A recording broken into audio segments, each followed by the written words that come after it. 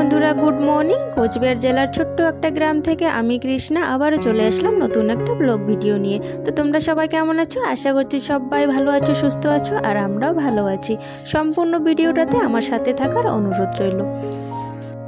যারা নতুন এসেছো আমার চ্যানেলে তাদেরকে অসংখ্য অসংখ্য ধন্যবাদ। যারা আগের থেকে আমার ব্লগ দেখো তাদেরকেও অসংখ্য অসংখ্য ধন্যবাদ। যারা চ্যানেলটি সাবস্ক্রাইব করেছো তাদেরকেও ধন্যবাদ। যারা এখনও করোনি তারা প্লিজ একটু সাবস্ক্রাইব করে আমার সাথে থেকো। আজকে উঠানটা ঝাড় দেওয়ার সময় একটু আমার অসুবিধা হচ্ছিল, কারণ কেন বলো তো, একটু হাওয়া চলছিল। বারবার আমি ঝাড় দিয়ে এদিকে পাতাগুলো আনছি, আবার উড়ে উড়ে কিন্তু ওই ঝাড় দেওয়া জায়গাটাতে চলে যাচ্ছিলো, তো একটু অসুবিধা হচ্ছিলো। ওই অসুবিধার মধ্যেই কিন্তু আমি ঝাড়টা দিয়ে দিই।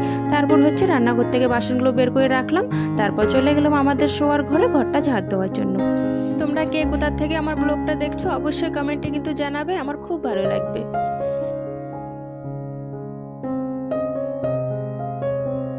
আর আজকে যখন আমি আমার হাঁসগুলো ছাড়ছিলাম না, তখন না হাঁসগুলো যখন বের হয় তখন সুন্দর একটা ডিম বের হয়ে আসে আর কি খাঁচার থেকে। একটা ডিম আজকে দিয়েছে, কিন্তু ডিমটা আজকে অসাধারণ ছিল, মানে অনেক সাইজে বড় ছিল ডিমটা, আর হচ্ছে একদম পরিষ্কার ছিল। অন্য সময় যেরকম আর কি নোংরা হয়ে থাকে না, তো সেই নোংরাটা আর কি ছিল না। এই ডিমটা একদম পরিষ্কার বের হয়ে আসছিলো আর কি, খুব ভালো লাগলো। ওটা আর ধুইনি, আমি এমনিতে রেখে দিয়েছি। আর অনেকে বলে নাকি ডিম নাকি ধোয়া যায় না, এমনিই রাখতে হয়, ওই হাঁসের ডিম বলো বা মুরগির ডিম বলো। তো যাই হোক, যেহেতু খুব নোংরা বের হয়, তো বেশি নোংরা বের হলে আমি জিনিসটাকে ধুয়ে রাখি, ডিমটাকে। তো এদিকে আমার দেখো ডিমটা আমি রেখে দিয়েছি। ডিমটা রেখে দেওয়ার পর হচ্ছে আমি চলে আসলাম বাসনগুলো মাজার জন্য। বাসনগুলো ধুয়ে নিচ্ছে কলে পারে।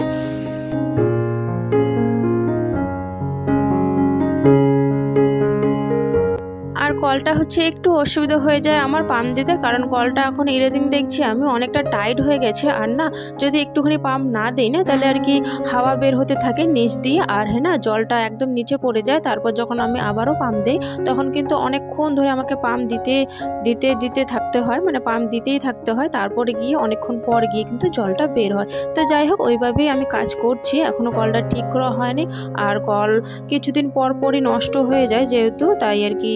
আর এইবার আর কি যে এইটা হয়েছে আর কি, এই সমস্যাটা জল পড়ে যায়, তো এখনও ঠিক করা হয়নি, জানি না কবে ঠিক করবে। তো ওর মাধ্যমে আমি আর কি এইভাবে কিন্তু কাজগুলো করে নিচ্ছি। তো যাই হোক, এদিকে বাসন ধোয়া আমার হয়ে গেছে। এখন রান্নাঘরে এসে বাসনগুলো জায়গা মতো রেখে দিলাম।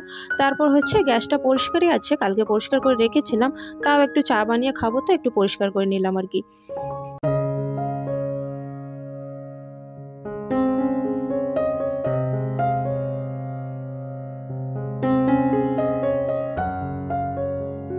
যদিও বা এখনও কেউই উঠেনি আমাদের বাড়িতে, আমি বাসে কাজগুলো করে নিলাম। তারপর আমি একাই আর কি চা খাচ্ছি। এখন আমি চা বানিয়ে নিলাম, খেয়ে নিলাম, আর হচ্ছে একটু চা রেখে দিয়েছি, যখন ওরা উঠবে গরম করে দিয়ে দেব। তো আমার চাটা খেয়ে আমি কাজে লেগে পড়েছি। ছোট ছোট আলু ছিল, লাল আলুগুলো, তো সেগুলো ভাজা করব, তো সেগুলো আর কি কেটে নিচ্ছি।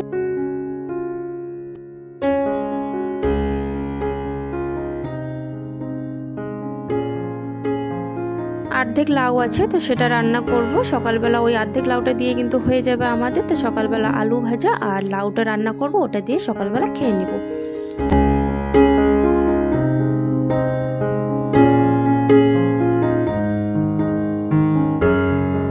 আর আলু ভাজা করলে দেখবে তোমরা বেশ কিন্তু ভালোই টাইম লাগে, যেহেতু লো মিডিয়ামে আলুটা দিতে হয়, আর হচ্ছে আস্তে আস্তে ভাজা করতে হয়, তো টাইমটা একটু বেশিই লাগে। তো আলুটা আগে ভাজা করে নিলাম, একটু বেশি একটু সর্ষের তেলটা একটু বেশি করে দিলে দেখবে খুব আলু ভাজাটা কিন্তু ভালো লাগে, টেস্ট হয়। তাই আর কি একটু বেশি তেল দিয়ে একটু মানে লো মিডিয়ামে দিয়ে আস্তে আস্তে ভাজা করে নিয়েছি। তারপর হচ্ছে লাউটাও রান্না করে নিলাম। তারপর দিকে রান্না বান্না করে রেখে দিয়েছি, কারণ এখন খাবে না, একটু পরে খাবে যেহেতু। তো আমি তো আর এভাবে থাকতে পারি না, ওদের খাওয়ার অপেক্ষায় যে কখন খাবে কে, তো আমি আমার কাজ শুরু করে দিয়েছি, যখন খাবে তখন দেওয়া যাবে, তাই না? তো এখন দেখো আমি এদিকে চলে এসেছি, মানে সমস্ত তারে দেখছি অনেক কাপড় জামা জমে আছে, তাই ভাবলাম যে না, একদমই ভালো লাগছে না বাড়িটা দেখতে আর কি, দুনিয়ার কাপড় জামা হয়ে আছে। তাই ভাবলাম যে আজকে সব জামা কাপড় ধুয়ে দেবো, তাই এই যে লেগে পড়ছে, জামা কাপড়গুলো জায়গা থেকে নিয়ে নিলাম। তারপর হচ্ছে এখানে রেখে দিলাম উঠানে, এখন জল দিয়ে এগুলোকে ভিজে রাখবো।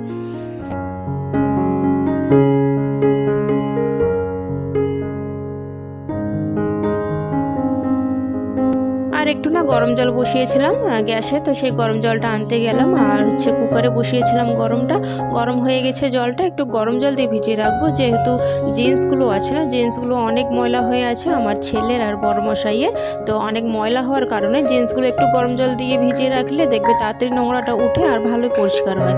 তো তাই ভাবলাম যে জিন্স প্যান্টগুলো একটু গরম জল দিয়ে ভিজিয়ে রাখবো, আর হচ্ছে এক্সট্রা যে জামা কাপড়গুলো আছে সেগুলো ঠান্ডা জলে ভিজিয়ে রাখবো।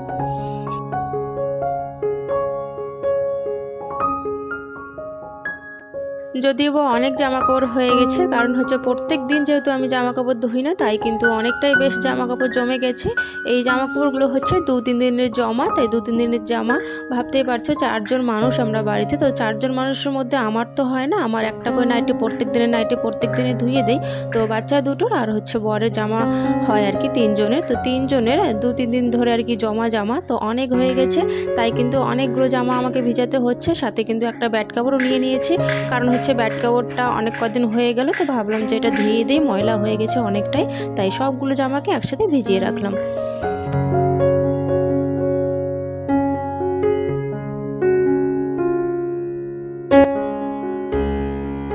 জামা কাপড়গুলো ভিজিয়ে রেখে এদিকে ঘরে চলে আসলাম বিছানাটা গোছগাছ করার জন্য।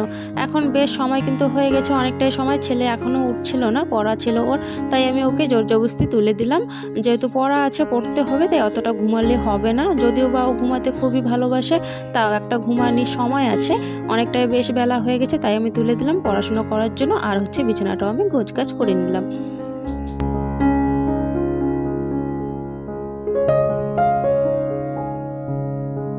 আর আজকে রান্নাবান্নাটা আমি আগেই করে নিয়েছি, যদিও বা পুরো রান্না আমার হয়নি এখনও, ভাত আমার রান্না আছে, কিন্তু একজনকে মাংস আনতে পাঠিয়েছি, মাংস আনবে, তারপর মাংস রান্না করব। আর আজকে আমি রান্নাটা তাড়াতাড়ি আগে করে নিয়েছি, যেহেতু বর কাজে যাবে তাই। আর তারপরে কিন্তু আমি কাজগুলো করছি। এদিকে দেখো এসে পড়েছি কলে এসে আমি কাপড় জামাগুলো ধুয়ে দিচ্ছি। আর হচ্ছে সেই কাপড় জামাগুলো, এই কাপড় জামা সব কিন্তু বাইরে মেলতে হবে, বাইরে আমাদের তার আছে, তো বাইরে মেলে দিয়ে আসবো, বাড়িতে একদমই রোদ নেই। কাপড় জামাগুলো মেলে দিয়ে রান্নাঘরে চলে আসলাম। আর রান্নাঘরে আসতেই ছেলে আমাদের পাশে আর কি কুলের গাছ আছে, তো সেখান থেকে একটু দেখো কতগুলো কুল নিয়ে এসছে। যদিও বা এগুলো বেশিরভাগই কাঁচা আছে, তো আমি রেখে দিয়েছি এই গামলাটাতে করে আর কি, উপরে রেখে দিয়েছি শুকানোর জন্য, বা কিছুদিন পর আবার এগুলো কিন্তু পেকেও যাবে, তো তাই জন্য আমি রেখে দিলাম। আর হচ্ছে তারপরে একটু পরে কিন্তু আমি যাকে মাংস আনতে পাঠিয়েছিলাম সে এসে পড়েছিল মাংস নিয়ে, তো মাংসটা আমি গামলাতে ঢেলে নিলাম, ভালো করে ধুয়ে নিয়ে আসলাম। আর হচ্ছে আজকে হচ্ছে মিসকিতে আর কি মশলাটা করেছি, তো মিসকিতে মশলাটা করে নিয়ে এসেছি। এখানে আমি দেখো কড়াইটা বসিয়ে দিয়েছি, আমি এখন হচ্ছে মাংসটা রান্না করে নেব। তার মধ্যে তেল শেষ হয়ে গিয়েছিল, তো একজনের দ্বারা আর কি আবারও আমি তেল আনিয়ে নিলাম। আর আমি যদি এখন যাই বাজারে তো অনেকটাই দেরি হয়ে যাবে, এই এত দূর রাস্তা যাব আসবো, অনেকটাই দেরি হয়ে যাবে, তাই ভাবলাম যে ওকে বলে নিয়ে আসবে। তো ছেলে মানুষ বুঝতেই পারো, তো ছেলেরা একটু সাইকেল দিয়ে আর কি নিয়ে আসতে পারে তাড়াতাড়ি, তাই পাশের বাড়িতে একটা ছেলে আছে তাকে দিয়ে দিলাম, বললাম যে একটু তেলের প্যাকেটটা আমাকে এনে দিত, তো বেশ সুন্দর আবার এনে দিয়েছে তেলের প্যাকেটটা। তারপর আমি রান্নাটা বসিয়ে দিয়েছি।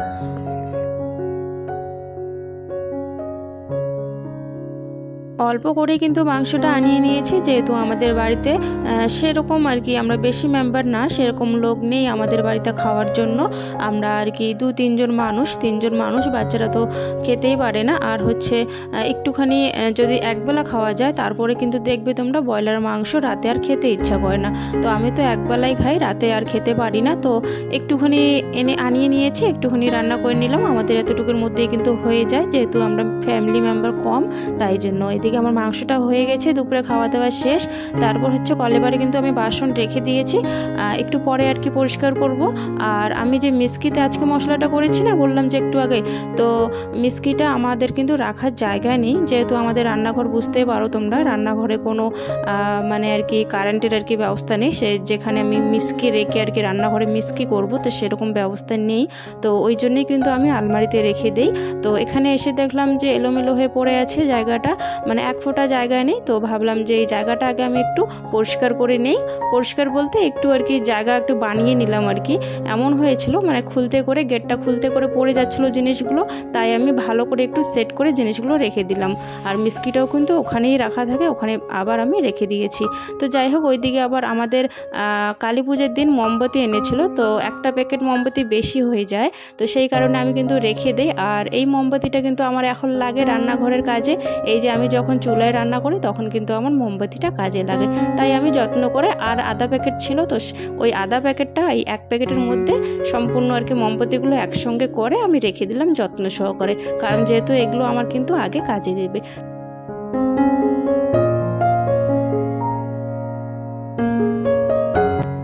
সকালবেলা যে জামা কাপড়গুলো ধুয়ে দিয়েছিলাম, কিছু জামা শুকিয়েছে, আবার কিছু জামা কিন্তু বাইরে আছে, এখনও ভিজে আছে, এখনও কিন্তু শুকায়নি। তো যেগুলো শুকিয়ে গেছে সেগুলো আমি নিয়ে এসেছি, আর এখানে আমি রেখে দিয়েছিলাম আমাদের এই বিছানায়।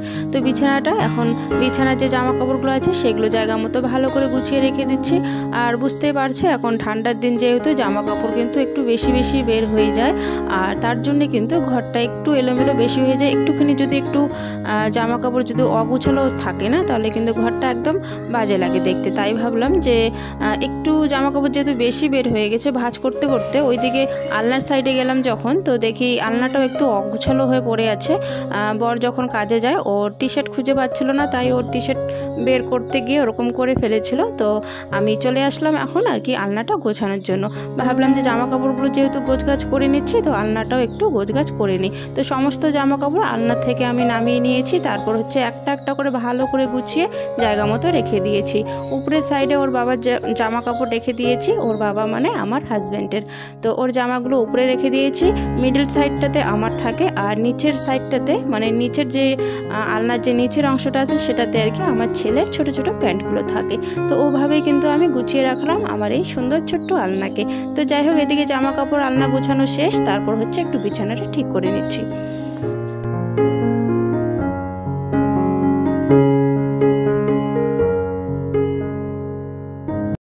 এবারে চলে আসলাম বাইরে হাঁসিদের খাবার নিয়ে, হাঁসিদেরকে একটু খাবার দিয়ে দিলাম। যদিও বা এখনও আসেনি ওরা, তবে ওদের আসার সময় কিন্তু হয়ে গেছে। তার আগে আমি ওদের খাবারটা রেডি করে রাখলাম গামলাতে। আর তারপরে এসে পড়লাম আমি কলের পাড়ে। আমার এই বাসনগুলো মাজার ছিল, দুপুরের খাওয়া দাওয়ার বাসনগুলো মাজা হয়নি, তো এই বাসনগুলো মাজার জন্য কলের পাড়ে এখন আসলাম। আর ওইদিকে একটু পরে কিন্তু হাঁসেরা চলে আসে, আর আমি ওইদিকে আবার ওদের হাঁসের যে গামলাটা আছে না, সেটা আবার বস্তা দিয়ে ঢেকে রেখেছিলাম।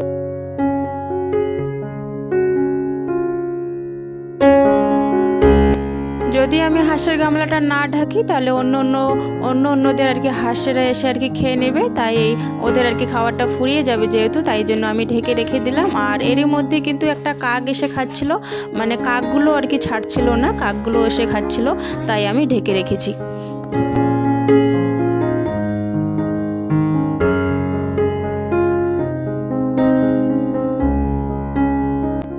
জানো তো আমার খুব ইচ্ছে হয় যে আমার বাড়িতেও আমি চারোদিকে আর কি ফুলের গাছ লাগাই, খুব সুন্দর সুন্দর ফুল হোক।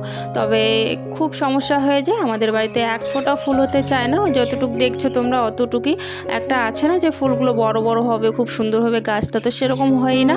কারণ হচ্ছে একদম ছায়া বাড়িতে, ওই জন্য কিন্তু হয় না ফুলের গাছ।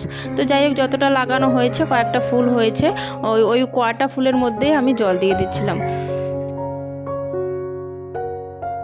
আর বাকি যে জামা কাপড়গুলো বাইরে ছিল সেগুলো আমি নিয়ে আসলাম। এই যে একটা হাঁস চলে এসছে, আরও দুটো যে কোথায় আছে ওই দুটো এখনো আসেনি, একটা এসছে। তাই আমি এখন এর খাবারের গামলার এই বস্তাটা সরিয়ে দেই, তাহলে ও খেতে পাবে। আর বাকিরা জানি না কোথায় আছে, যাই হোক খেয়ে নেবে, খেয়ে নিয়ে ঢুকে পড়বে, ওই দুজন এসে পরে খেয়ে নেবে। তো যাই হোক বন্ধুরা, আজকের ব্লগটা এতটুকুই রাখছি আমি। তোমাদের কেমন লাগলো অবশ্যই কমেন্ট বক্সে কিন্তু জানাতে ভুলবে না। ভালো লাগলে একটা লাইক কমেন্ট করে দিবে আর শেয়ার করে দিও। চ্যানেলটি সাবস্ক্রাইব করে আমার পাশে থেকো। তো দেখা হচ্ছে নেক্সট ব্লগে, টাটা।